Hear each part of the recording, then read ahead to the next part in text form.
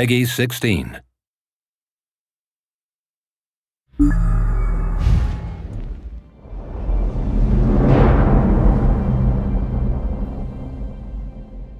Hi, I'm Paul Sage. Hi, I'm Nick Conkle. Hi, I'm Dan Crenshaw. And we're here to talk about the group gameplay in Tamriel. Yeah, so here what we're looking at is an overland boss monster. One of the things we looked at is the fact that people at first really kind of like to get their legs, so to speak, under them by playing alone. And so what we wanted to do is provide friction elements to really get people involved in playing with other people, because we don't want to force you to play with others. We want to give you encouragement.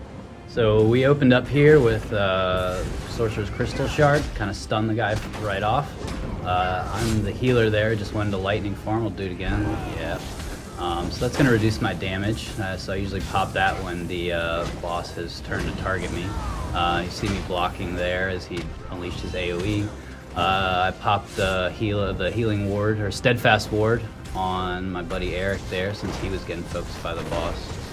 And now I'm just spamming. Yeah, Mage's when he gets to Fury. low health, it's time for Mage's Fury. So we have Pretty furious. you know, the execute abilities in our game are really useful and very popular. So when you get a boss down to a certain health threshold, everyone kind of just goes into execute mode and try and finish them off as fast as you can.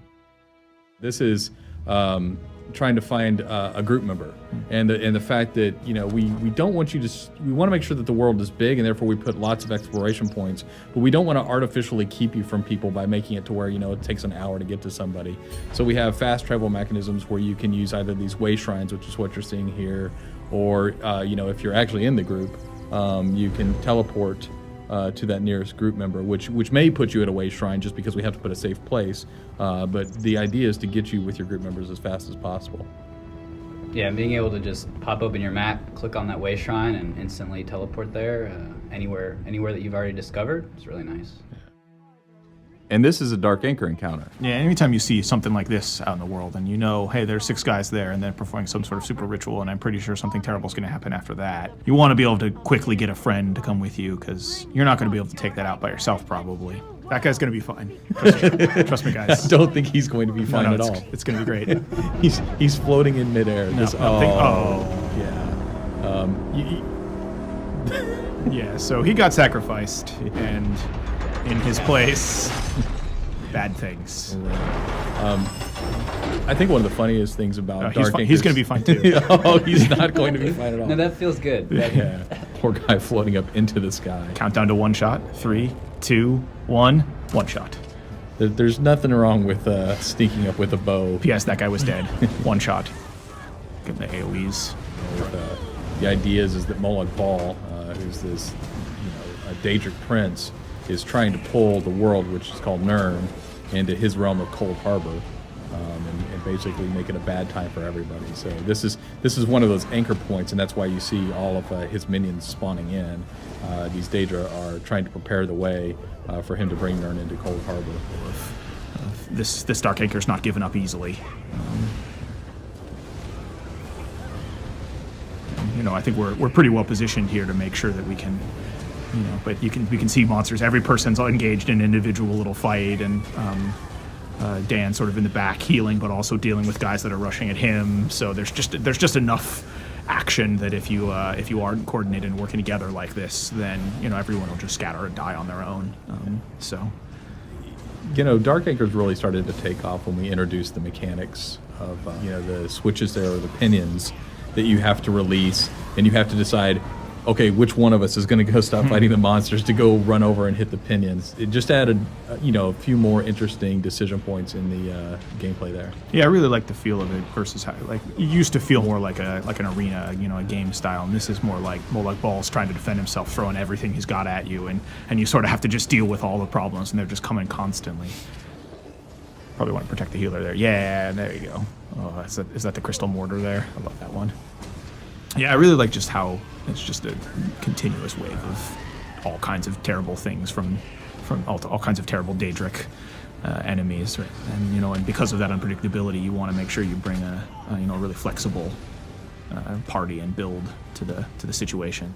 When we switch back and forth between first person and third person, I know a lot of the guys around here like to play in third person, just because of the situational awareness. But almost every time I'll play in first person, just because I really like the level of detail it provides, and some of the cues are easier to read actually. I like the bow first person in particular too. There's something about the aiming that feels very good to me when I play that way versus in melee. A lot more often I like to play in third person.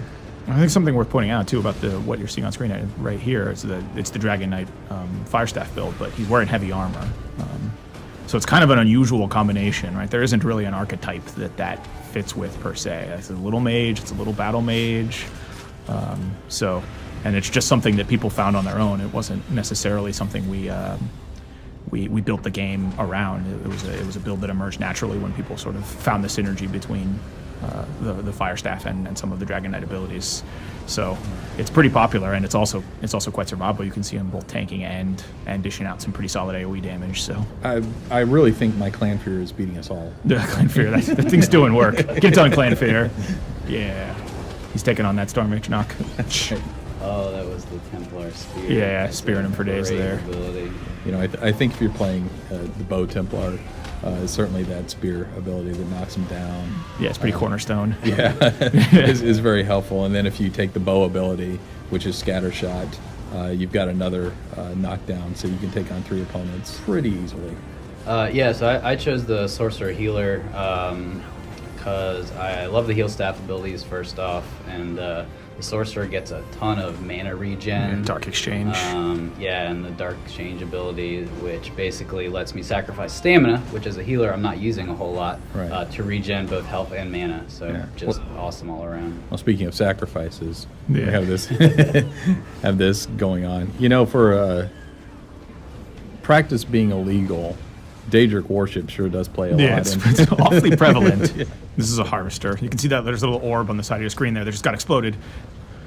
That will gradually restore health if you don't stop it from getting to the harvester. That's sort of how you take her down. And there's 4 of them that spawn, and you have to take them out before they get to her. Ooh, nice dodge. Yeah, that was a pretty sweet dodge roll. I think a harvester is actually one of our unique Daedra for Elder Scrolls Online, correct? Yeah, I think so. Take that, Harvester. Yeah.